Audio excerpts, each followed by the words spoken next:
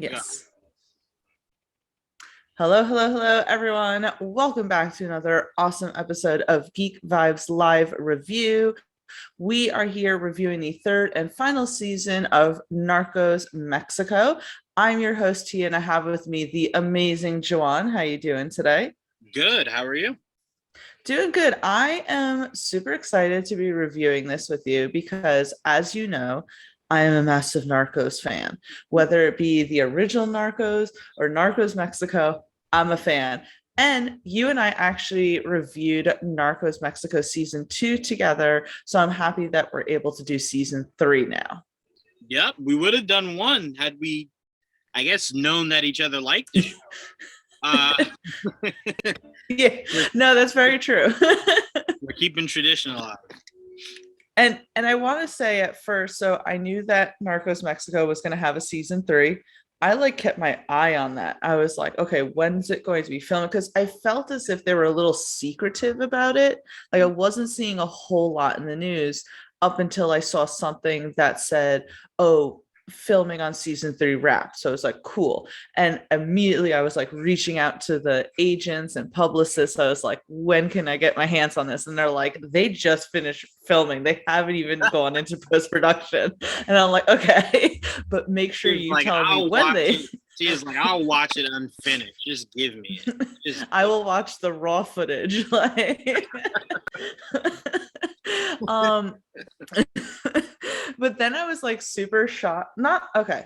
I don't want to say super shocked, but I was a little shocked when then it was like, oh, here's the trailer for the third and final season. And I'm like, they didn't previously announce that the third season was going to be the final season. Right. I wasn't say overly sad or anything, because the original franchise only had 3 seasons. So I'm like, this makes sense that Narcos Mexico would have 3 seasons. I wanted to bring this up because I was seeing a report that was like, why did Netflix cancel Narcos? And I hate now this like terminology that everything is like certain shows, yes, they're canceled. Like Daredevil was canceled, Cursed was canceled. Unfortunately, American Gods was canceled. But to me, I feel like they were at least given the opportunity to end the story. And I think they wanted to end the story in 3 seasons. So first, just to get your opinion of how you felt with this being the last season.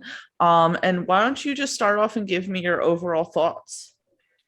I'm always a fan that if you have no more story to tell, then don't force more story. That's how it gets muddy. You know, if you thought you've told everything you can tell with Narcos Mexico, let that be it. But I enjoyed the season. I really did. I don't know. I kind of felt like, and I guess I'm using superhero terminology, but I kind of felt like their bad guy was so underwhelming. Like he wasn't as explosive as the last ones were. Where it was kind of just like a mix of his rise with also the rise, I guess, of El Chapo. Right. So it was just like concurrent to each other. So I was kind of just pulled like, all right, I don't even know like who I'm paying attention to, because when it came down to it, Scoot McNairy's character wasn't even investigating the guy that was the big bad of the season. He was kind of trying to bring down the other family. And it kind of got swept up together. So it was just a little kind of just like, you're pulling me 3 different places. I'm very confused. At least last season, it was the family. So if you were being, brought different places, you knew it was because they were trying to take down the whole family. So you're like, okay, I get it. That makes sense. But with this, that didn't mesh well with me. But I thought it was a really good season. It taught me something I've always been blind to, I guess, and that's just the U.S. government is just something. They got that boy in that room, and that guy was just beating on him like he was like Saddam. I was just like, that sounds like America. I'm like, that sounds just like America. And then when he's saying Scoot McNairy's character, he's just like, so like, do you want to stop? Like, do you want to risk it being all over? And then he's kind of just like, nah, you can still beat on the kid. Go ahead, but hurry up. And I was just like, wow, okay. So I really did enjoy this season, but it brought more eyes to how horrible the drug business was, but it also shed light to how cutthroat America is never afraid to be.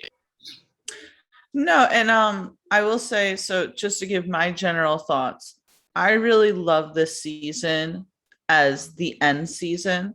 I think that they had a little bit of an impossible task. And I say that because in all other seasons of the Narcos franchise, it really focused on one person, even though there was a lot of side characters, like the first two seasons of the original Narcos, right? We're going up against Pablo Escobar. Third season of Narcos, it's the Cali cartel. Then the first two seasons of Narcos Mexico, it's Felix, played by Diego Luna. Right. So now that was gone, it's like you got Amado, you got El Chapo, you got the new guy El Mayo, you got the Ariano family, and it's like a lot that's going on and needing to either wrap up those stories or open up the stories because people like El Chapo are still around, you know? And their stories are still developing. So it's like, how do you do this? So I think they had a little bit of an impossible task. I didn't feel as if this season was as explosive as they made it out to be, and also how season 2 was. Because season 2 was like, boom, we're getting revenge for Kiki, and we're going balls to the wall between the Sinaloan cartel, the Arianos. I mean, I don't know if you could really top the fact in season 2 that literally someone got ran over by a steamroller. So I don't know if you remember that. Yeah. But I liked almost the solemnness of this season. You have Amado kind of facing his own mortality, facing, the death of his daughter. You have Scoot McNairy's character, Walt, kind of realizing that he's never going to get out of this life because they introduced this girlfriend for him. And then he promptly messes it up because he's like, no, I gotta go back to Mexico. I gotta do this. And obviously that ruins that. So there was a lot going on. That's very much the recipe, because remember in the first season of Narcos, remember when what's his name, the guy that was narrating that first season, when his wife took the baby and went back home, and Steve Murphy, thank you. I kind of just, I don't know, I'm looking too much into it, but I kind of just, I'd love to talk to some of these wives and ask them, like, you knew what this was when he brought you out here. Like, he made it very clear, like, I'm hunting down a massive, drug dealer and serial killer. And it's like, I don't just get to say, all right, guys, she's tired of being here, we're going to go home. It's like, what? No, you're not at a cookout. Like, you kind of got to stay to either get the guy or, unfortunately, someone doesn't make it or something. Yeah. So I will say both of them was kind of just like, no, you put saving the country over me. I don't like that. And it's like, what? I will say really quick that because Steve Murphy is a real person. He's still alive to today. And so a few years ago, they interviewed his wife, and she was in good spirits about it because she understands it's a Netflix series. There has to be a level of drama. She's like, yeah, the one thing that they definitely got wrong, she's like, I never took the baby and left. She's like, I did leave at some point to go visit my sister. She's like, but I didn't leave because of his work. So obviously Netflix was like, let's dramatize this. Unless she's just saying it now in hindsight. I could see how they're dramatizing it, but I could also see that's probably the worst place to be with all that very legal murder happening. So, like, I get it, but I was just in the sense of, like, you keep putting work over me, and it's like, well, my job's not like, like I'm a telemarketer, and I'm like, no, I gotta deliver these calls. Like, no, I'm trying to make sure that the world is a better place. And it's hard to devote that much time and then say, all right, guys, you guys handle it from here. That's what made the scene so beautiful when they finally get him, and then you see what's his name that played the Mandalorian? I'm completely blanking. Javier Pena. Yes, you see Pena, you see him at the bar watching it, and then he goes in and gets the call, or goes and makes the call, and you just see the emotion because you could tell he wanted to be there. He wanted to be part of it. You know what I'm saying? So it's very much it's just hard to do, to pull away. It's this huge event, and it's like, so the character of Walt has shown us, even when he was just narrating in season 1, showing us that this was a life that he was very much invested in, and a life that he really couldn't walk away from. So to me, so it's so funny. And I think we talked about this, but it's like when I did the press conference and got to speak with Scoot McNairy before the season, and he says, oh, Walt doesn't have a happy closure. And I think someone commented going, oh, that's a spoiler there. Yeah. To me, I'm like, to me though, listen, I expected him to die. So when me and you talked about that, I was waiting for it, and I'm like, yeah. So I really didn't find his ending, say, unhappy. I was like, that's what I expected from Walt, to continue on in his story. So that was fine to me. I still love his character. I did find it a little funny that he had such hesitation in this season, considering in the second season he literally cut some guy's finger off, but it's okay. Yeah, I mean, maybe there were some repercussions from that. Yeah, because remember, some of the crew wasn't okay with that. Right. So maybe there was kind of some pushback back at home. Because remember, in this season, the government was telling him kind of just like, do you have that boy? And he's like, I can't tell you, sir. And he's just like, if you do have that boy, he kind of needs to be alive. Like, don't kill him.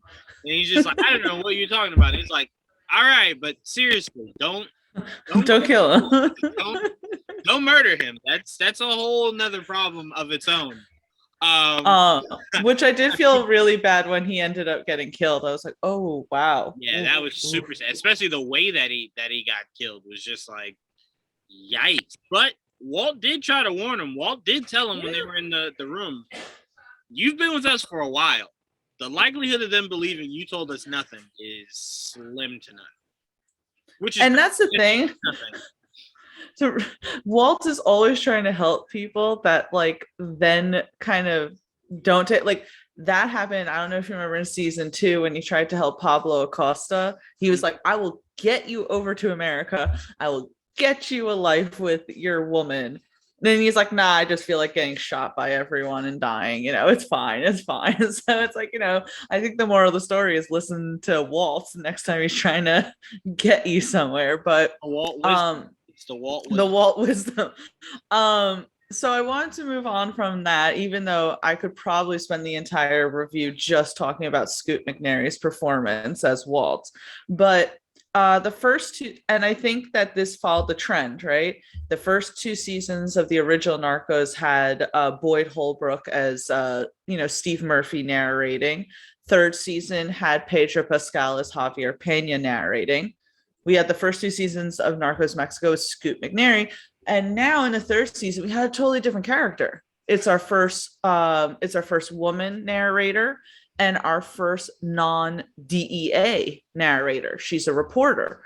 How'd you feel about her narration this season?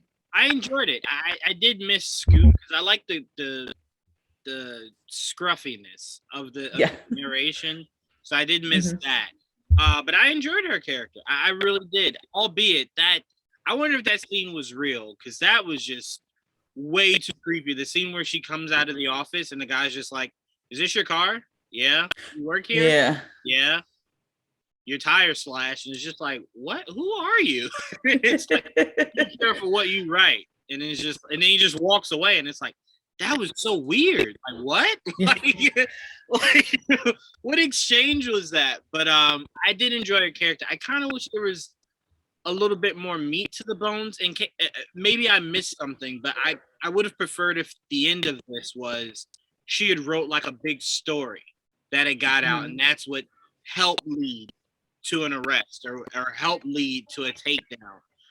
But she kind of just seemed to be just a side character with a, with the narration. And it's kind of just like, well, at the end of this, what did her character actually accomplish? I know her character did stuff. Don't. I'm not trying to be disrespectful to the character, but at the end of the day, I would have liked it if her investigation is what helped lead to whether it's some of the political people going down in power or something, So it's kind of just like, oh, she was like just as important as Walt this season because she brought them down from the newspaper. He brought them down from the bad, No. So I kind of would have appreciated that, but I did enjoy her character. I did as well. Like you, it did kind of take me a second to get used to it just because was used to Walt, didn't expect that we wouldn't have gotten Walt, but I liked the journalistic spin of it. I think that they mostly wanted to tell the story of La Voz, which was a very compelling story about the newspaper in general. So I did enjoy that. And I guess to show how these drug lords aren't just going up against the law. They want everyone down, and their hold is everywhere, even in government officials, like we saw with Mr. Hank, so of course they don't want the press writing about them. That puts the, spotlight on them. And it's funny that the journalist, who now I'm blanking on her character's name, unfortunately. Keep talking. You look it up, but she knew from the start of the season that things were about to get really serious because she wanted to speak about the wedding between a, drug trafficker's sister and a huge attorney. And that was crazy. I like the focus on that sister and Adina. I know I'm butchering that name, but I really enjoyed the focus on her. I knew that her husband was probably going to die at some point. But I really liked her too in this season. I think that we had some great female characters in season 3 with the journalist and the more hyper focus on the sister kind of taking the reins for the Ariano family. Right. Did you find her name? No, oh, here we go. Andrea. That's Andrea. Okay. Andrea. So I liked all that. I wanted to, because, we don't need to go like piece by piece by everything. I'm trying to kind of pick out certain things in this season. I wanted to pick out this one scene that I kind of knew was going to happen because Netflix, right, has this other series called El Chapo. Literally about El Chapo. And in that series, they talk about that airport scene where the cardinal died. And so I really like the recreation that they did in this. Walk me through what you felt in that airport scene where, the Ariano family is trying to hunt down El Chapo in that moment. It was you know what? Yeah, I'm glad you asked that because often I go through history and I just look at the world and I just go, we really, not we as in me and you, but this world is going through some wild, wild west. Like to think that a president was ever assassinated. You know what I'm saying? Right. A president was assassinated. Like think about how unheard of that is. Right. So to picture that whole airport scene happened and they were shooting as if they gave no care as to what the repercussions were, whether they got caught, whether they hit bystanders. They didn't care. It was just, I need him dead. I will kill everyone here to kill him. And I was just like, this is, and I don't even think this was, and I'm glad they mixed in the show with real life. Because I was watching, I was just like, there's just no way this is real. And then you see the aftermath, and it's just like, oh my God, this is real. Like a well-beloved cardinal Right. caught up in the crosshair. And in that moment when they shoot at a car because they know El Chapo's in a similar car without even bothering to look. And then when they see that it's not El Chapo, they're like, oh, who the hell's that guy? And then they go back. And it's like that capturing that complete disregard of other human life. And we saw that not only in the franchise, but of course this season when they get into that huge shootout and there's that woman with her young child, Yep. trying to duck down. So it's these little events. And again, I didn't think this season was as explosive as previous seasons, but little scenes like that definitely got the heart racing. Yeah, no, because I keep trying to convince myself that they just did that for the show. There's no way anyone's crazy enough to do something like that. And every time I'm wrong to you, I'm like 0 for 10. Every time I say that watching this, so I'm like, there's no way they really chased not El Chapo. What was season one's big bad? Why am I blanking? I'm completely blanking. Felix? No, not season one of Mexico, just regular Narcos. Oh, Pablo Escobar. Pablo Escobar. I'm like, there's no way they like were chasing him on the roof and then just murdered him and then just double tapped him like he was a zombie. Mm-hmm. And then they showed the real footage and I was just like, oh my God, like what? Like I was wrong for that. Well, that's how it takes you through a roller coaster for sure. That's how I felt in I believe it was season 1 of the original Narcos with Pablo Escobar, when they show the one scene where the kid blows up the plane, right, to kill a politician. Yeah. And I remember because they ended off that episode with him pressing the button. I'm like, no way. That's all fictionalized. And the very next episode, they open it up with real life footage of it happening. And I was like, this is crazy. And that's a perfect way, this like wild west aspect of it. Speaking of Pablo Escobar, the actor who played first of all, I like that season 3 of Narcos Mexico perfectly aligns with the events essentially that happened in season 3 of Narcos, right? Mm-hmm. Pablo Escobar's killed. The Cali cartel is going to be making the deal with the government. And Amado essentially has to move on from his friendship with Pacha. But the actor who played Pablo Escobar, Wagner Moura, actually came in and directed several episodes of season 3 of Narcos Mexico. So if you go back and look and see which ones he directed, I personally love the episodes that he directed.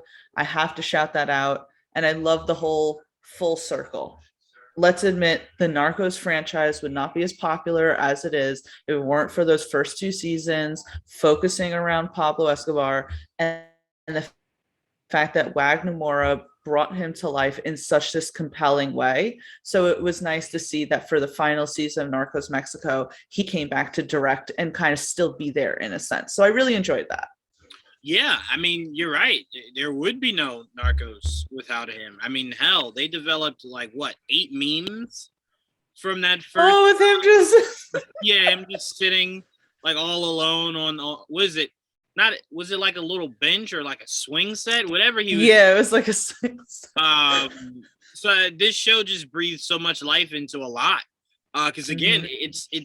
it's history that's not talked about or taught anywhere. Like you know what I'm saying? Like I remember telling my aunt, like I didn't know about any of this stuff, and she's like, "Where have you been?" And I'm like, "You do know they don't teach you this in school, right? Like we don't have a Narcos class where we just go down the line of different Narcos. Like it's something you never really taught. You have to it has to be something like your parents or your grandparents just like, have you ever heard of like Pablo Escobar? And it's like, who's that? Right.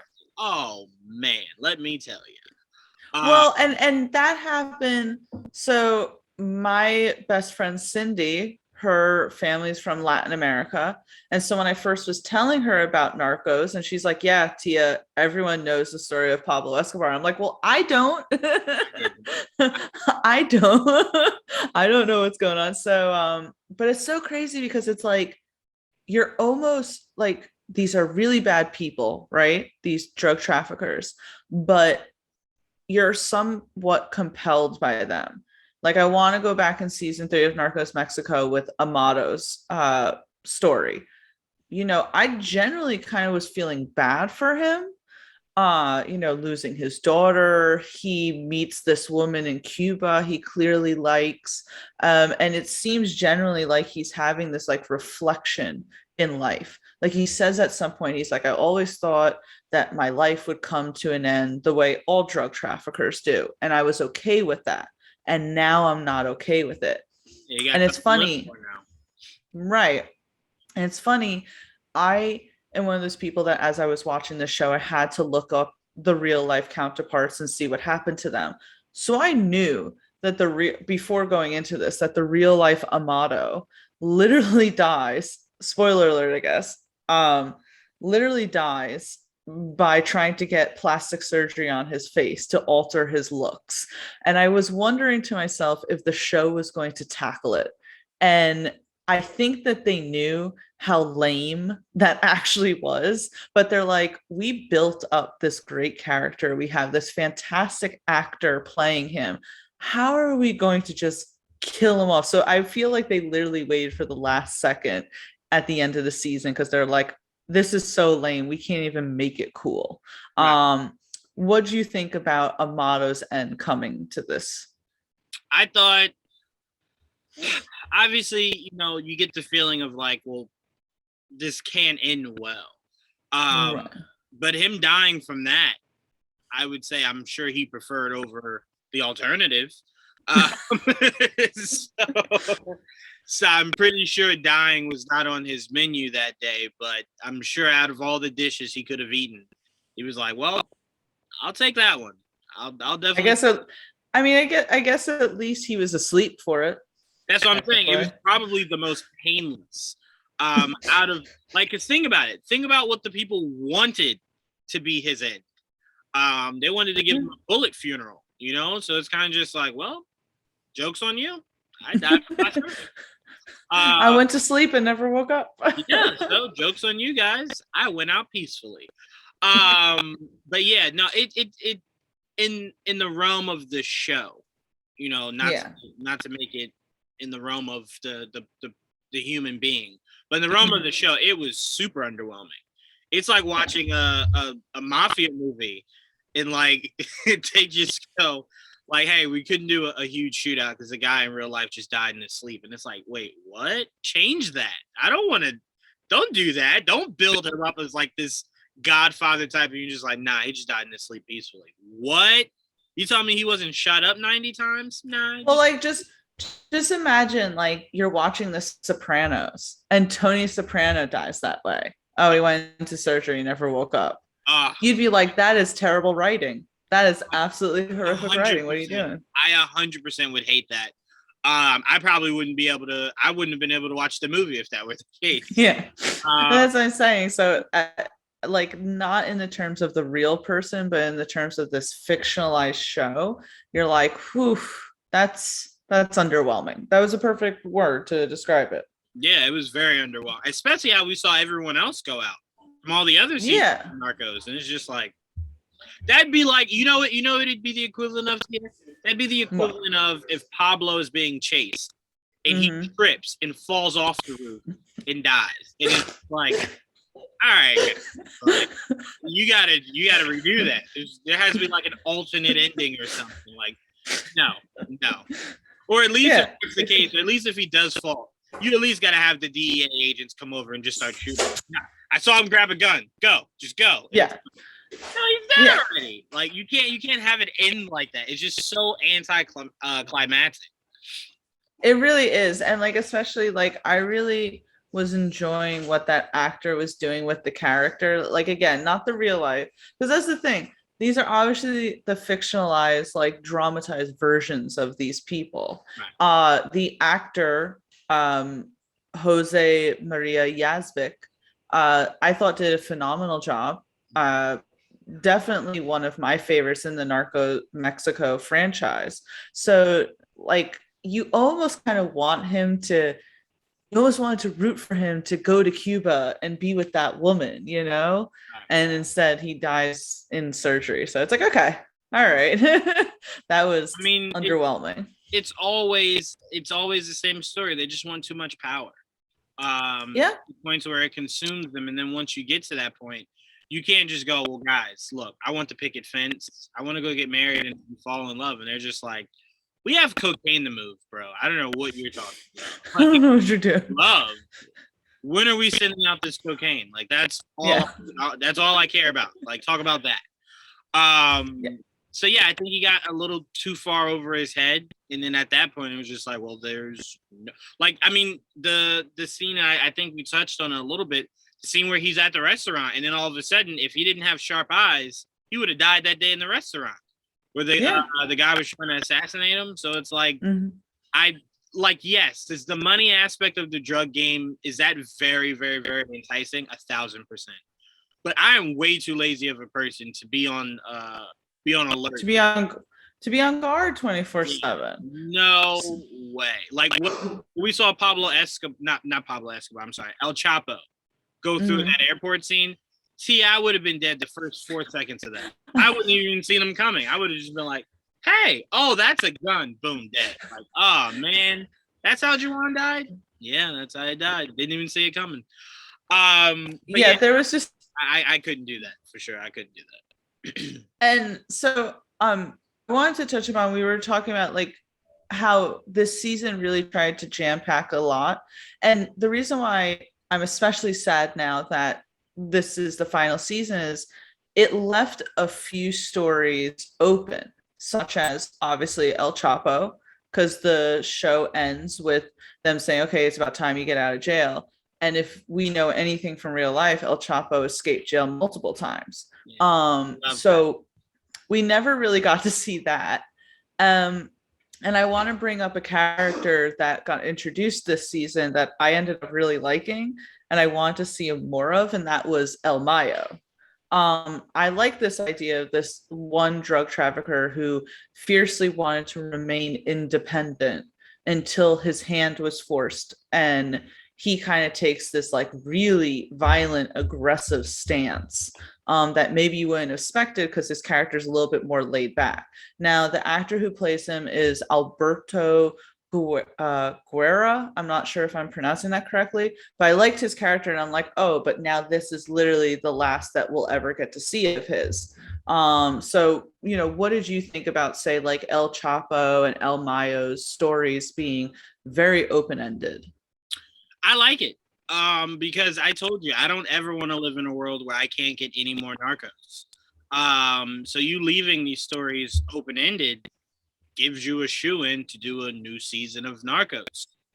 Clearly, it won't be Narcos Mexico, but whatever the next branch is, because I do think that's Netflix's most successful thing going right now, outside of probably Stranger Things.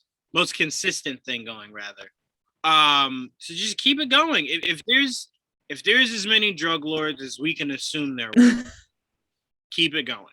Keep it going. Yeah. And I totally get that, like 100%. I think it's one of those things where, well, there were those reports that either it's going to be a Narcos spinoff, or I heard that it's going to be, there's some sort of thing in the works with like Sofia Vergara that's coming out and everything. So yeah, I mean, Narcos is like their bread and butter over at Netflix, so they're never going to want to like fully get rid of that. But there was so much jam-packed in season 10 that it's almost difficult to like put everything in a review. But before we like really kind of get into the wrapping up stages of this review, there is one other thing that they touched upon this season that I want to talk about, and that is the discussion of femicide, what the cop Victor was looking at the entire season. Because that's something that unfortunately not only happens around the world, but happens very much in Mexico. And I know that that was important for the people behind Narcos Mexico to explore. So what do you think of that side story with this cop who at first seemed really disinterested in, looking for a missing girl, to suddenly becoming hyper focused on trying to stop a serial killer, essentially, and then the realization that it wasn't just one person. And fortunately, this is something that's repeatedly happened. Right. Yeah. It almost brought me to tears when he shows up to the crime scene, and the guy's like, another one, another girl, and he's like, no, are you sure this didn't happen like a few days ago or yesterday or last night? Yeah. And he's like, no, this is fresh. This is fresh. And then, you kind of sense that he gets that feeling of this will never end, will it? Like Right. this isn't something that is one sick individual. And then when I cut that head off, it's done. Like, no, you cut Right. that head off, it just frees up someone else to do something more creative, to be elusive. So I admired him wanting to get as involved as he did. I mean, just the scenes where we see him sitting at the top of the hill, just sitting there fighting sleep, trying to catch this guy. I can definitely say his character was definitely one that I appreciated the most out of this season. Yeah, and I felt super bad when his character came to the end that he did, because you know that he just wanted to do good. Um, I I think that the Narcos franchise, their strongest attribute is their characters. They get great actors to play fabulous characters that are well-rounded, well-developed. So I think all in all, Narcos Mexico season 3 was a great end to the Narcos Mexico series. Um, there was a lot, I think that the one thing that they could have benefited from was stretching things out a little more, whether it was a few more episodes or another season. But as far as like endings go, I think it was a fair ending to this franchise. And I really hope we get another Narcos. I don't know where it's going to be set, who's it going to explore, but I just love this franchise in general. So before we wrap up and everything, because I know that you got something really exciting to do after this, if you can on the spot, think about the 3 seasons and how you would rank it from, say, because I don't think any of them are worse, but like lowest to highest. What's the lowest? What's the highest? If I'm going from that, then I would say 3 is last, 1 is second, and then 2 is number 1. Okay. Yeah. I think that's fair. For me, season 1 would be the lowest, not for any bad particular reason. Just I felt that even when I go back and watch it, it's a little like not as tightly knit as the others were. But so it'd be 1, 3, and 2. I definitely think season 2 takes the cake as the best season in Narcos Mexico. But again, season 3 was a great ending to it. And I just look forward to hopefully getting more Narcos. Juwaan, if you want to touch upon anything else in Narcos Mexico, we can. But I think this is a fair review that we've done. Yeah, I just want to give a shout out to Bad Bunny. Yeah, I was gonna bring Bad Bunny up. This is his first acting credit, I believe. Yep, I love Bad Bunny. I told you before, I was really excited to see him in this show, and he showed And up. he was in it a lot more than I thought he was going to be. I thought that they were going to give him just a little role because he's a musician and everything, but no. And I think he did great in it. I loved everything. I even loved the moment where you just see him get out of the car and go in that place and shoot it up, and then just walk back to the car. And he seemed very, very stylish and very natural in an acting position. Like, some musicians, their first acting gig, that you can tell they're rigid and everything. No, he was just having fun. He loved it, and you could tell. You can tell. That. Yeah, so I just want to give a shout out to him. I do want to say that I did like the scene where he starts singing and the other guy's like, "Oh, what are you, a singer now?" And I was like, I like the meta-ness of this. That's cool. course, I'm Bad Bunny. And it's like, no, you're not. And it's like, oh, yeah, that's right. Yeah. No, I'm not Bad Bunny. I'm not. So yes, shout out to Bad Bunny. Shout out again to Wagner Mora, because honestly, his episodes were my favorite. Shout out to everyone: Scoot McNairy, Jose Maria Yazpik, Luisa Rubino, Mayra Hermosillo. I'm not good at the pronunciation of names, but really, honestly, like shout out to like everyone involved in this franchise. I know that they loved their characters and loved doing what they did. So seriously, thank you all for giving us a fantastic season 3, a fantastic final season. You can, of course, find my interviews with the characters such as Scoot McNairy, Jose, the actor Luis who plays Victor, and all that good stuff. I'm going to link that down below. Juwaan, please let everyone know what you got going on, because you actually interviewed some very awesome people recently as well. Yes. Psych 3, This Is Gus, comes out this Thursday on Peacock only. I got a chance to speak with the creator, Steve Franks. I actually today got to speak with Alan Maldonado, who is in This Is Gus and was also one of the leads in the hit series Heels. That was great interview. That'll be up soon. And outside of that, man, the GVN team is killing it. Interviews, articles, workspace, just everything, social media. We're on the tear right now. So make sure you guys are keeping up. Yes, absolutely. Again, that interview with a lot of the cast members for Narcos Mexico season 3 will be linked down below, as well as Juwaan's interviews. I will say, coming up soon, I will have my interview out with Dermot Mulroney for the 3rd season of Hannah on Amazon Prime. So please make sure you keep an eye on that. And just make sure that you're subscribed to this YouTube channel. We come out with interviews all the time, podcast reviews, great stuff like this. Make sure that you're following us, Geek Vibes Nation. We are on Instagram, Facebook, Twitter, and geekvibesnation.com for all awesome goodies. So again, thank you, Juwaan, for joining me. And until next time, we'll see you on the next review. Bye.